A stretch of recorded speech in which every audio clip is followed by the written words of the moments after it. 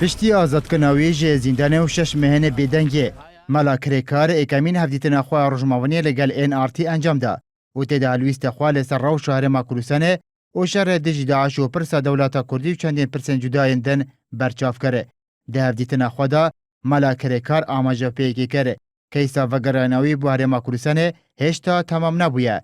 Lê her demekî temam bîtin, bi awayekê lezgîn dê vegerîtin. Bi axiftina wî jî vegeryanawî bo Kurdistanê naçîta roja paştir.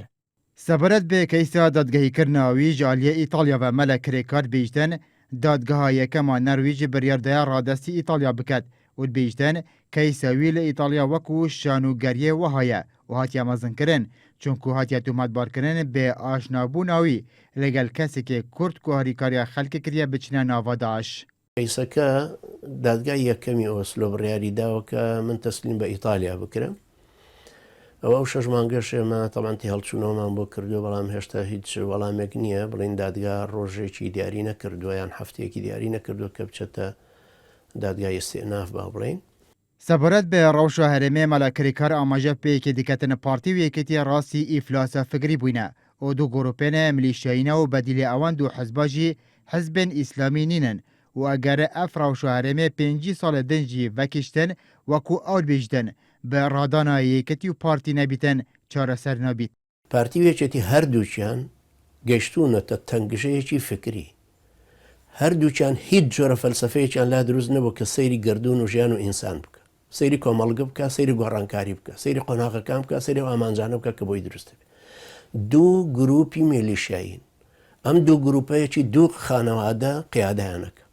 Em qiyadana tefkîriyan li xeyrî berlûtî xweyan zêdetir naro. Di hevdîtina wî de gel NRT mala kirêkar bêjtin nizanîtin de nehada projeyê goran çi ye ji ber vê yekê nikarîtin wekû derbasbûyî piştevaniyê lê tevgera goran biket. Goran li katî dirûstbûniya tavêreberdekî fireda nav gomeke û şileqandî. Em şileqandina bi sûdî hemû layanekan hatiwe. Goran nazanim êsta meşruî çi ye. Çunku min êsta natwanim ew teîdê caranî bidemەوە کە ئێستا ئەبێ بە بەشێک لێچێتی بەڵام ناشزانم تا ئێستا چونکە منە مەشروعەکان هەرەوەندە نییە لە شیکارێکی سیاسیەوە بیخوێنینەوە نەیارویان دۆستی بێ. Sebaret bi Daeş jî mela kirêkar amajepeyekê kere. Daeş bi grupeka îslamî dizanîtin lê bi vegerandina xîlafeta îslamî nizanîtin.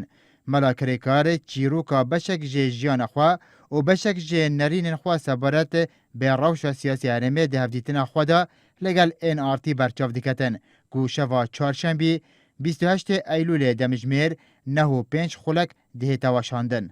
ئەی ئەو پارەی نەوتەکە لێوە ڕوە 300 شەریکەی نەوت لە کوردستان هەیە بۆ ئەم پارانە بۆ شووە ڕوە تانکەر لە تاجیکستانەوە دێ لە منطقەی زۆنی سەوزا نەوتە با بۆ دەرەوە ئەم پارەی بۆ شووە ڕوە تۆ نابێ هەروە بڵێ خەڵکەکە چاواشەکەی بە قسەی ئێران و پلانی ئێران و احتیواکردنی ئێران و نادرشا بێی بڵێ وڵا شەڕەکەمان لەگەڵ پارتیە کاکە سەروەت و سامانمان لای مەسعود بەرزانی. Necmedîn Fereç Ehmed yê navdar bi mela kirêkar di sala 1956 da li Silêmaniye ji dayîk bûye. Di sala 1989 da bûye endamê Şûraya Bizûnewa İslamî û di sala 1994 da Bala İslah damezrandiye.